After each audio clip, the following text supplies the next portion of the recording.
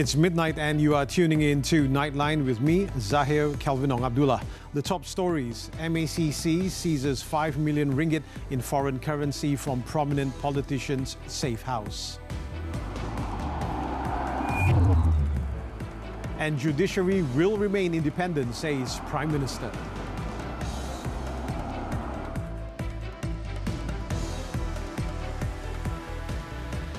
The Malaysian Anti-Corruption Commission (MACC) has seized foreign currency valued at approximately 5 million ringgit during a raid on an apartment unit in Kuala Lumpur on Saturday.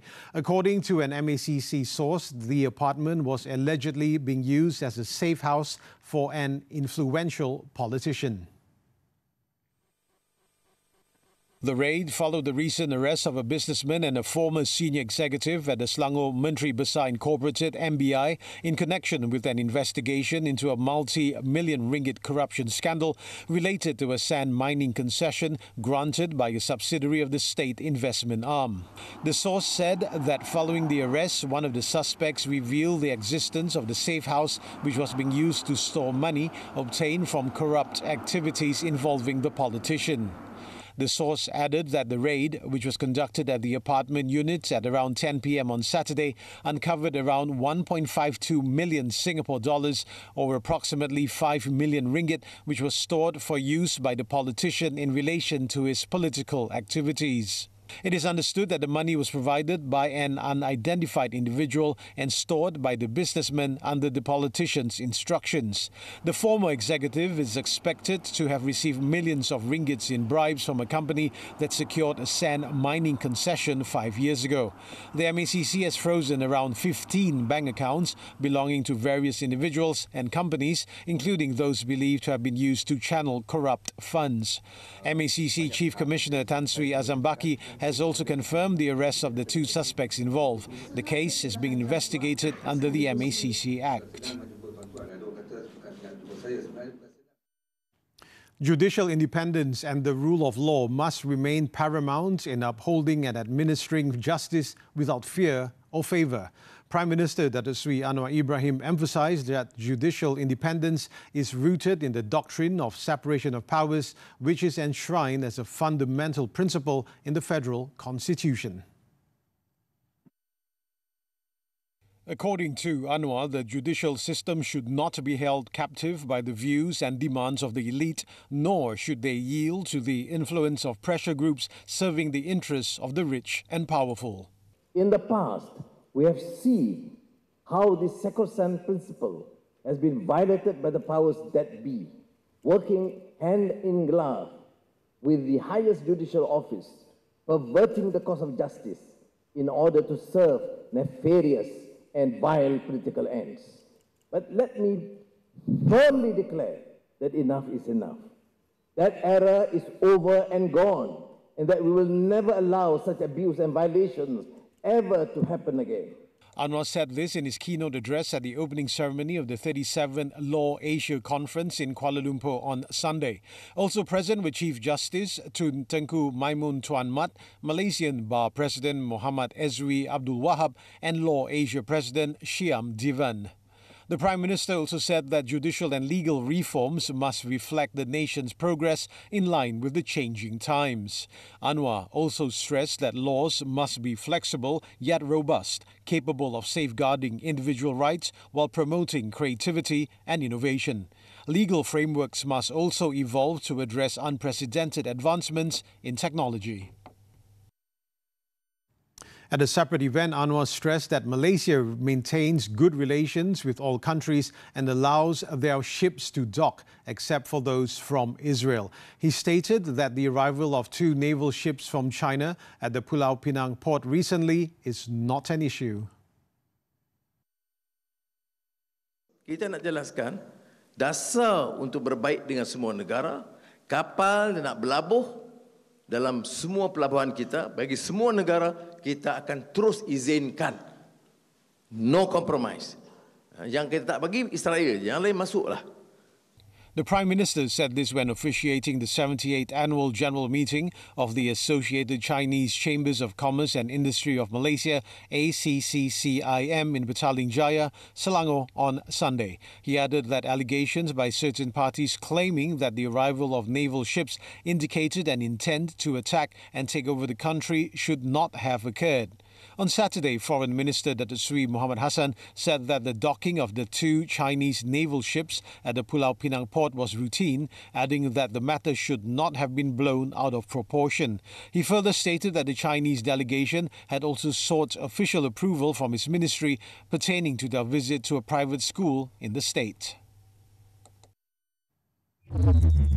Meanwhile, Anwar stated that the government will only implement the Goods and Services Tax GST if the minimum wage threshold increases to 3,000 to 4,000 ringgit. So what is my view? I said, look, give some time, give a few years. Make sure that the threshold, the level of income increases. 3,000, 4,000 ringgit minimum, then we can gradually adjust this policy. Acknowledging the tax system as efficient and transparent, he said that the GST would also help expand the government's revenue collection. However, he believes that the poor should not be burdened by such a tax system. Currently, the minimum monthly wage in Malaysia is 1,500 ringgit. Now, Anwar also attended a Dewan Rakyat pre-sitting briefing with Unity Government Members of Parliament in Putrajaya in the afternoon. The nearly 2-hour closed session held at Complex Sri Perdana began at 4:30 p.m. Both Deputy Prime Ministers Datuk Seri Ahmad Zahid Hamidi and Datuk Seri Fadillah Yusof, as well as Communications Minister Fahmi Fadzil and other Cabinet Ministers were also present at the briefing. The calendar on the official Parliament website indicates that the third meeting of the third session of the 15th Parliament will convene for 35 days from Monday until December 12th. The focus of the briefing, among others, is believed to be on the tabling of the 2025 budget themed Ekonomi Madani Negara Makmur Rakyat Sejahtera, which is slated for 4 p.m. this Friday, as well as the ministerial briefing session on the Global Equine Services and Business Holdings GISBH issue, which is scheduled for this Tuesday.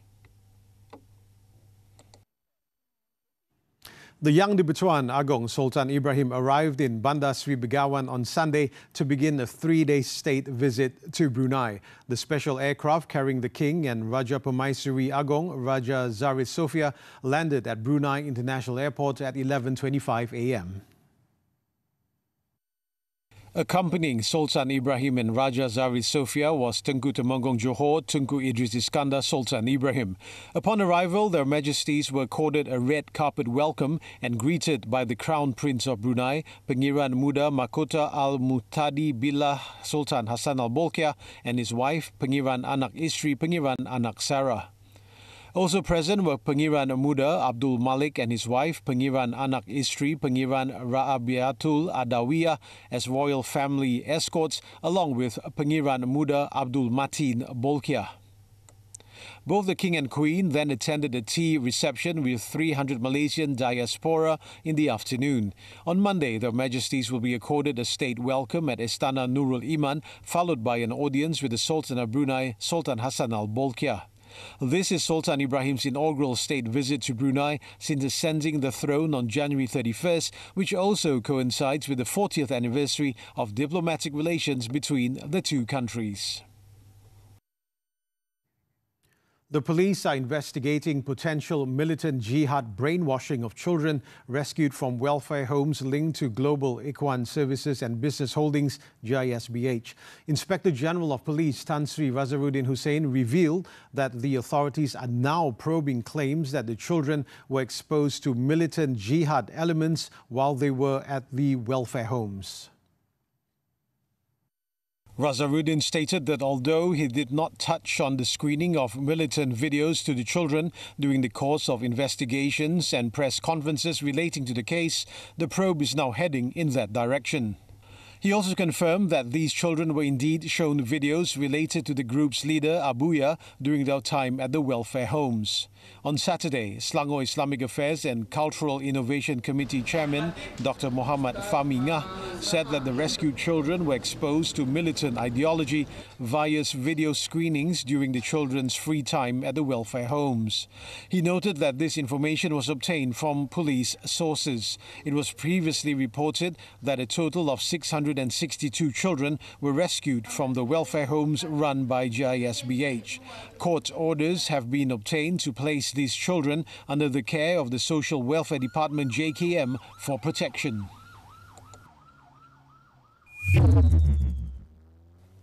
Elsewhere in Johor, 3 individuals who were among those arrested for their alleged links to GISBH were charged in the Kota Tinggi Sessions Court on Sunday with human trafficking and physical sexual assault. 57-year-old Mahmad Hamal Tukiman and 31-year-old Rabiatul Adawiyah Muhammad Shash both pleaded not guilty to 4 counts of trafficking 3 women and a man aged between 30 and 57 for forced labour. The duo, believed to be managers of a resort run by JSBH in Bandar Penawa, Pengerang, allegedly committed the offences along with 3 others who are still at large at the premises between August 2023 and October 1st this year. The charge under the Anti-Trafficking in Persons and Anti-Smuggling of Migrants Act provides a sentence of up to 15 years imprisonment and a maximum 250,000 ringgit fine if found guilty. Judge Haidar Faridzal Abu Hassan set bail at 40,000 ringgit with 1 surety for each accused. Meanwhile, 20-year-old Muhammad Ansarullah Tukino claimed trial to 2 counts of physical sexual assault against a 16-year-old boy at the surau of the same resort on June 1st and June 3rd this year. He was charged under the Sexual Offences Against Children Act, which carries up to 20 years imprisonment and whipping upon conviction. The judge granted him bail of 10,000 ringgit with 1 surety.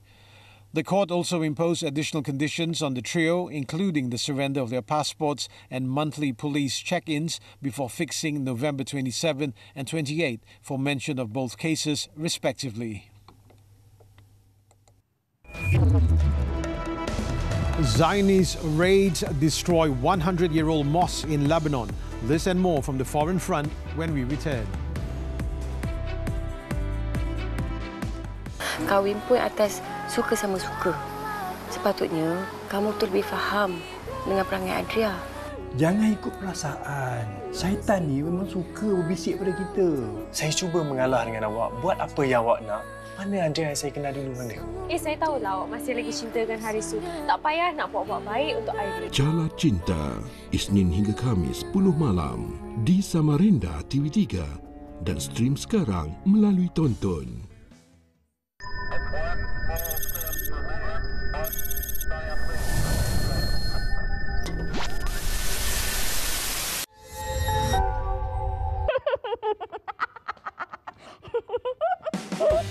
Tak tahu nak tengok drama Korea dekat mana? Dekat tontonlah korang. Ada pelbagai drama dan filem Korea yang best untuk anda. Muat turun aplikasi tonton sekarang.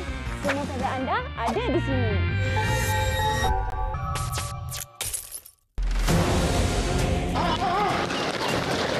Parti Taman Seri Muda digempur. Tiada permit kerja, angkara ditipu ejen. Ejen cakap dia belum siap.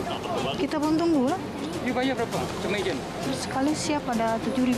Saksikan 999 Selasa jam 9 malam di TV3 dan stream sekarang melalui Tonton. A new series of Zionist air raids on Sunday have destroyed a mosque and leveled a marketplace in southern Lebanon in what has been described as apocalyptic scenes as Israel intensifies and widens its bombardment campaign across the country. In the latest raid, at least 15 people were killed and 37 wounded as Zionist forces hit at least 3 areas outside the traditional strongholds of Hezbollah.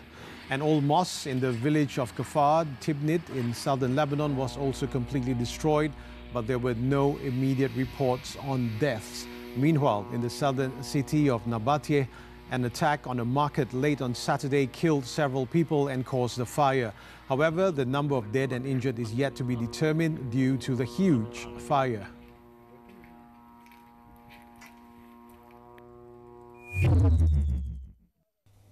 As the military siege in Gaza's Jabalia refugee camp and its vicinity entered its 10th day on Sunday, Palestinian authorities said at least 300 people have been killed since the Zionist operations began earlier this month. Local media reported that at least 17 more people were killed on Sunday morning in central and northern Gaza, including 8 members of one family in the Nuseirat refugee camp, as well as 5 people in Al-Ethisalat area west of the Jabalia refugee camp. It was reported that about 400,000 Palestinians are now trapped in northern Gaza, with the Zionist military not allowing anyone to leave the area despite issuing an evacuation order. Indian police on Saturday have arrested 2 men for the murder of former Maharashtra Minister Baba Siddique. The arrested duo have been identified as Haryana resident Gomal Baljit Singh, who is 23 years old, and Uttar Pradesh resident Dharmaraj Rajesh Kashyap, 19. A search for the third accused is underway and the case being investigated by the Mumbai's crime branch. Siddique was shot dead late on Saturday by 3 men in Mumbai's Bandra West area as he was leaving his son's office and heading towards his residence in the same locality.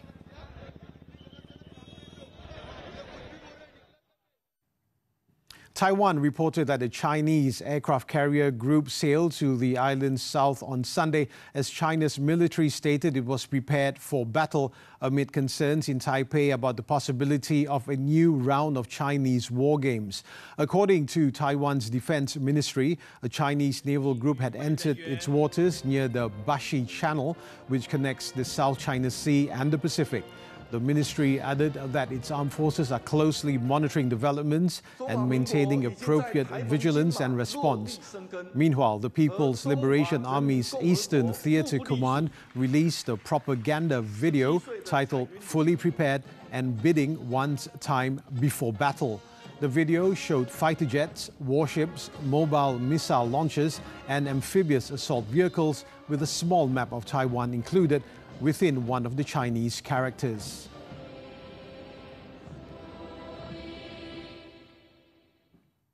Former Chinese judge Sam Hao-Fai has been elected Chief Executive Designate of China's Macau Special Administrative Region SAR on Sunday. He won the election with 394 votes in favour out of 398 valid ballots.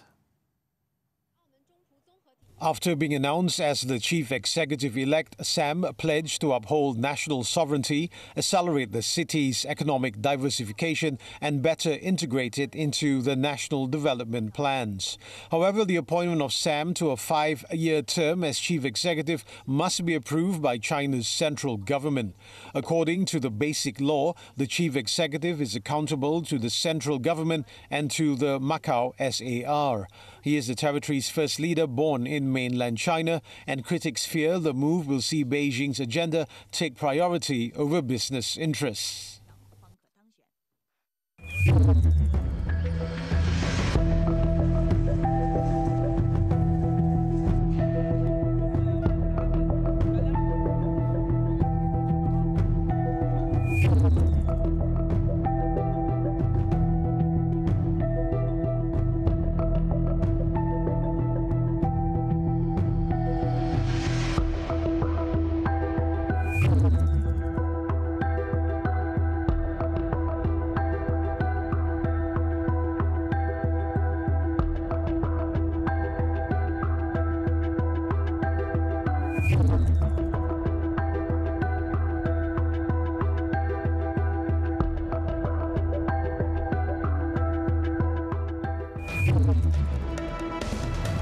Surfei Izzuddin clinched 3rd Tour Title of the Year. Sports right after this breather.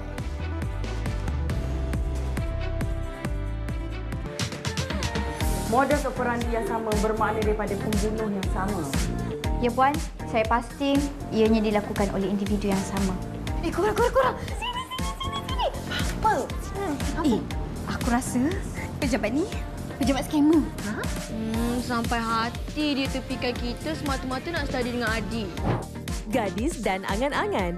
Khamis hingga Sabtu 9 malam di Lestari TV3 dan stream sekarang melalui Tonton. Apa yang menarik di MHI minggu ini? Kepelbagaian orkid Malaysia, khazanah flora negara yang perlu kita pelihara. Tips untuk mengelakkan kecederaan kepada genggedang telinga. Kalau memandu, anda kena ikut lorong yang betul. Kalau tak, anda menjadi punca kesesakan jalan raya. Akta Kawalan Produk Merokok Demi Kesihatan Awam 2024, sinar baru untuk generasi baru, bebas merokok. Rasionalisasi subsidi bagi belanjawan 2025. Jangan lupa temu janji kita Isnin hingga Jumaat. Dan stream melalui Tonton.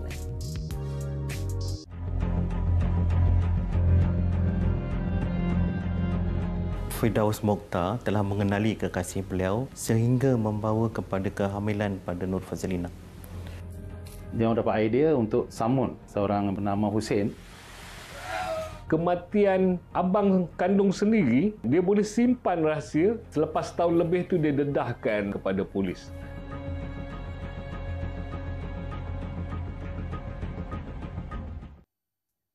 We're back with sports badminton, the 2024 Arctic Open. Malaysia's men's doubles shuttlers Goseh Fei and Noor Izzuddin Romsani continued their splendid run by defeating world number 2 Kim Astrup and Anders Skarup Rasmussen of Denmark to win the Arctic Open on Sunday. The world number 8 pair came from behind to overcome the defending champions 15-21, 21-15, 21-19 in a thrilling 72-minute final. This Super 500 event victory marks the Malaysian independent pair's third title of the year, following their wins at the Japan Open and China Open. Meanwhile, in the women's doubles, national shuttlers Perli Tina were unable to secure their second title of the year, losing 12-21, 17-21 to the world number 3 pair, Liu Tan. Sunday night's match was Perli Tina's third final appearance this year after capturing the Hong Kong Open title and finishing as runners-up in the Korea Open last month. Moving on to tennis, the 2024 Shanghai Masters. Jannik Sinner has defeated Novak Djokovic for the third time in a row, this time besting the 24-time Grand Slam champion in the final. After playing a tremendous match, the 2001-born Italian won the Shanghai Open by defeating Djokovic 7-6, 6-3. With this victory, Sinner becomes the first player to beat Djokovic 3 times in a row since Rafael Nadal over a decade ago, while also becoming the youngest winner of the event. Still on tennis, the 2024 Wuhan Open. Aryna Sabalenka became the first player to win the tournament 3 times by defeating local hero Zheng Qinwen in the final on Sunday. The top seed, who also triumphed at the event in 2018 and 2019, kept her undefeated record in Wuhan intact, improving to a perfect 17-0. In a rematch of the 2024 Australian Open final, the top seed was put to the test by a gritty Zheng before securing a 6-3, 5-7, 6-3 win on Chinese soil. With 2 Grand Slam titles and a WTA 1000 success in Cincinnati under her belt already in 2024, Sabalenka picked up her 4th trophy of the season from 7 finals reached. Turning to golf, the 2024 Asian Tour Macau Open, Rattanam Wannasrichan completed a brilliant wire-to-wire victory in the $1 million tournament on Sunday for his first victory on the Asian Tour in 7 years. The 29-year-old from Thailand fired a 4-under par 66 at the par 70 Macau Golf and Country Club to complete his win by 2 strokes. His Thai compatriot Gun Charoen-Kul was second, while Pusit Supuparamai finished third. Wannasrichan had opened the tournament on Thursday with a 9-under round of 61. Meanwhile, 2023 Open Championships winner Brian Harman carded a 1-under 69 to finish tied for 13th spot, while last year's champion Lee Min-woo ended joint 9th.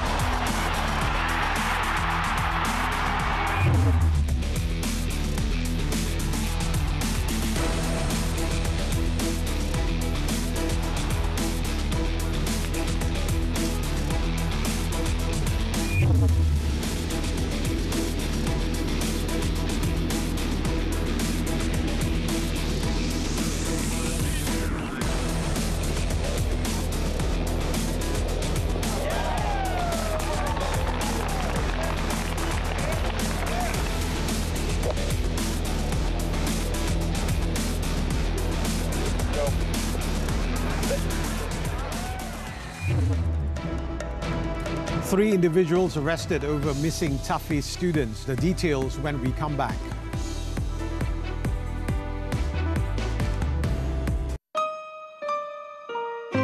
Yang ni menantu saya, Cahaya.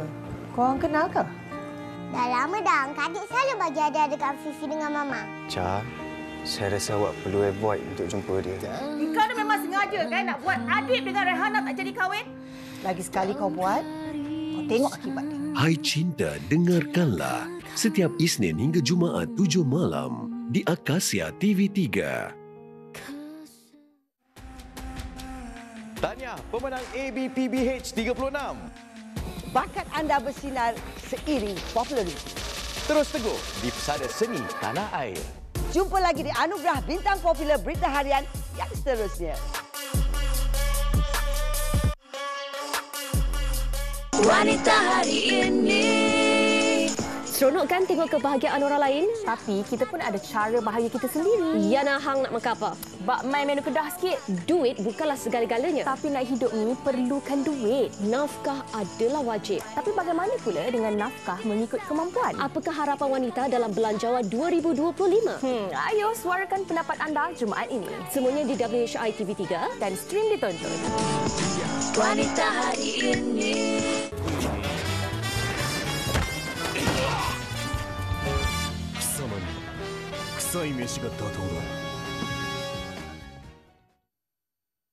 Thank you for staying with us. A 12-year-old girl who was reported missing after she went to retrieve food from a car parked at the flat in Selangor on Tuesday has been found safe. Police investigations reveal that the victim, who was found at 5:30 p.m. on Saturday, may have been kidnapped. According to South Klang District Police Chief ACP Cha Hung Fong, closed-circuit television CCTV footage showed the victim walking before she was seen entering a black car. Following this, a team from the Criminal Investigation Department at the State Police Headquarters and the District Police conducted investigations and arrested 6 individuals in Segambut Dalam, Setia Alam and Pandamaran at around 5 p.m. on Saturday. Police checks on the suspects, 2 men and 4 women, aged between 13 and 23, revealed that one of them had a prior criminal record. Authorities also discovered that the victim knew one of the suspects. Police also seized a Perodua Myvi, which was believed to have been used in the kidnapping. A remand application for the suspects will be submitted at the Klang Magistrates Court on Monday. The case has been reclassified under the Penal Code for kidnapping a person from lawful custody. Police have arrested 3 male individuals, including 2 minors, on Friday as part of the investigation into the disappearance of 4 students from a Tafiz centre in Kuala Lumpur.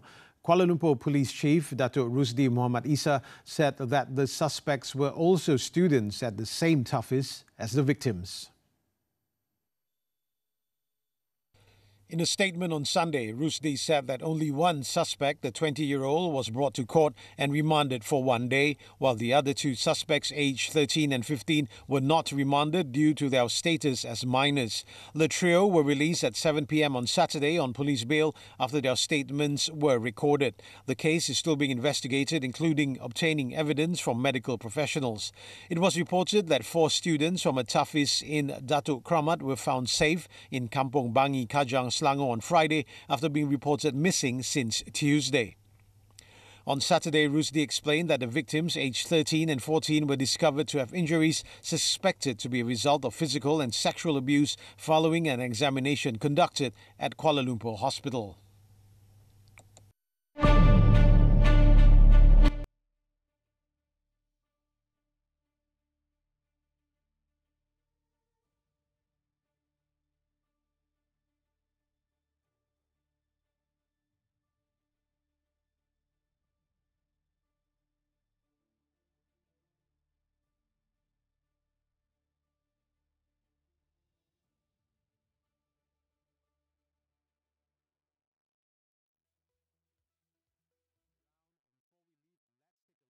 Hundreds of hot air balloons painted the sky on Saturday during the annual Albuquerque International Balloon Fiesta. With that, I'm Zahir Calvinong Abdullah. Thank you for watching and have a productive week ahead.